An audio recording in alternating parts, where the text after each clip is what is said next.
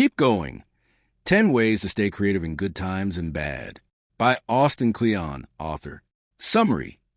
Keep Going teaches us how to persist in creative work when our brain wants to take a million different paths, showing us how to harness our brain power in moments of innovation, as well as tediousness.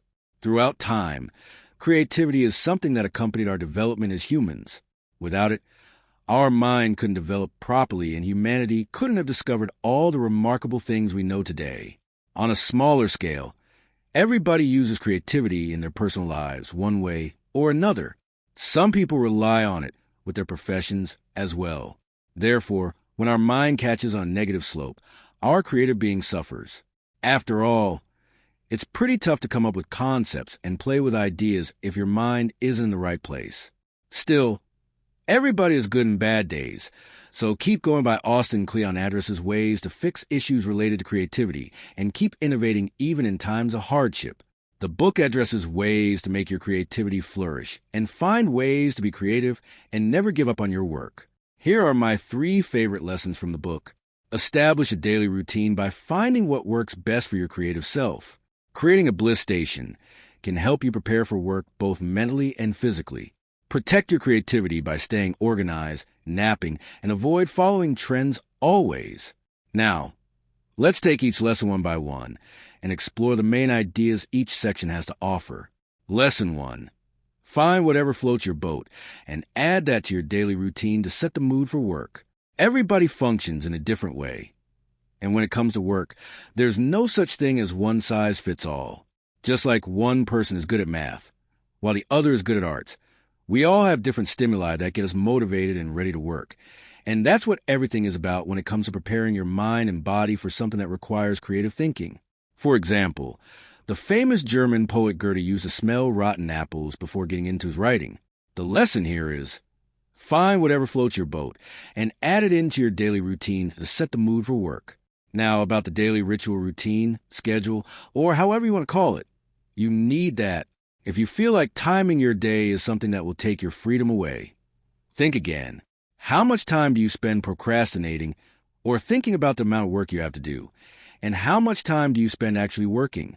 Scheduling helps you set the time frame for work while keeping work away from your free time. All you have to do is find the right time for you, such as early in the morning before everyone wakes up, late at night, or perhaps during the day in a coffee shop. Moreover, find a thing that puts you in the mood for work.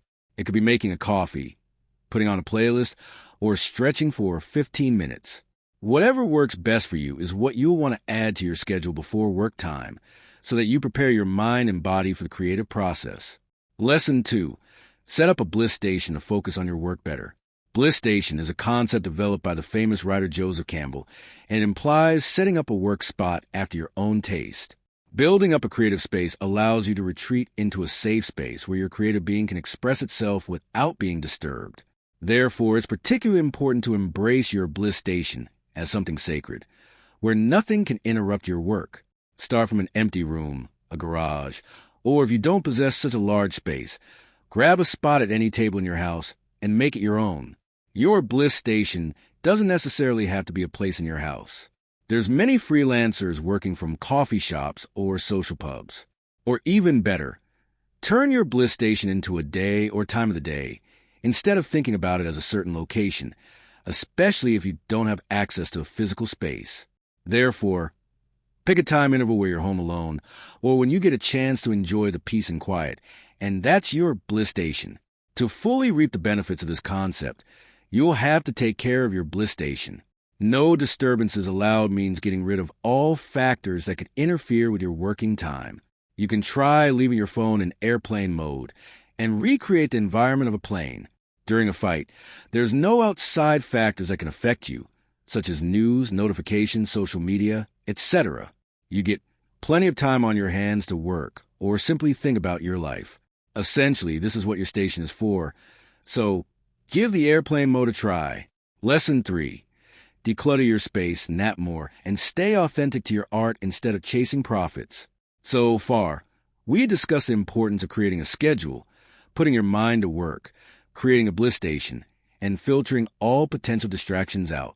Now, Let's delve into why staying organized, napping, and avoiding prioritizing profits over art is essential to make your creative self thrive.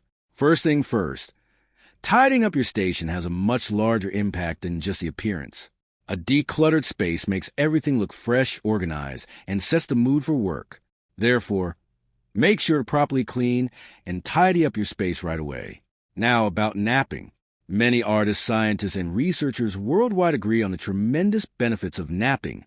Just a few minutes of napping can wash away toxins from your brain and make room for new ideas to form and connect.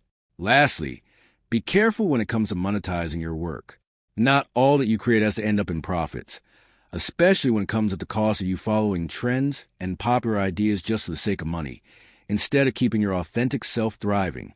At the end of the day, even if you're a professional relying on creativity for an income, you'll find more joy in exploring subjects you're passionate about, and people love to see work made out of passion. And if you find that you're in a phase where you don't feel appreciated enough, try gifting your work.